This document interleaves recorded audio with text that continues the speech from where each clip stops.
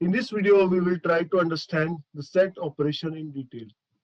1, 2, 3, 4, 5, 6, 7, 8. These are the value I put into the curly bracket, and this is basically called as a set. You can check the type of this. Okay, when I say a type of this, it is going to say set set. Now in set, if you put a repeated value, it is also going to be converted into the unique values. So repeated value will be automatically removed in set. Suppose we have B like this. So you can see this is a A, this is a B. When you do A minus B, the value which is available in A and not in B will be represented. A difference B. This is basically called as a difference B. When you put B minus A, whatever value which is available in B, not in A, will be represented. That is B minus A. You can just find out the intersection operation, the common value between both of them. Okay. You can just find out all the values in A and B, mixture of that. The repeated value will be removed. Suppose there is one more set, 1, 2, 3, 1, 3, 4, 5, 6. I can check out whether 3 is available in my set or not. You can check out whether 3 is not in my set. So true and false will be the answer.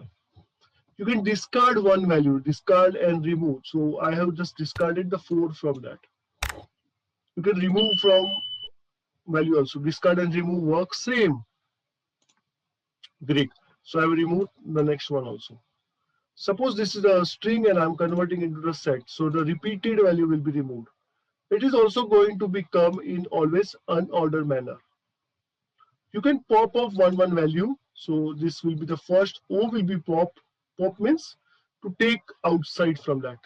So O is taken outside. Now the R will be taken outside. Then the H will be taken out. Then E will be taken out and so on. So you can check out the value which is taken out. So up to E we have taken out. So W, D and L will remain. Let's take one more set and we are going to check whether it is filled or not. If a single value is there in the set, it is say true. But if the set is empty and if we try to check, it is say false. And it means it is basically check whether there is any element inside the set or not. Suppose A equal to this value. Let's check the length of E. It is 6. What is the max value in E? 7. What is the mean value in A? 2. Okay, how to sort out these values? Okay, you can just see sorting out. And you can just sum up the values also. Great.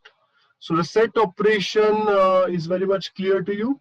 Set is basically one kind of a data structure or data type which hold the value.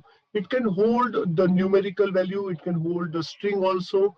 Like it can hold a integer and a float value also. So I basically shown you only the integer, but you can put any integer or even float value also or string value also. It is going to work in the same pattern. Okay, thank you very much. Stay tuned.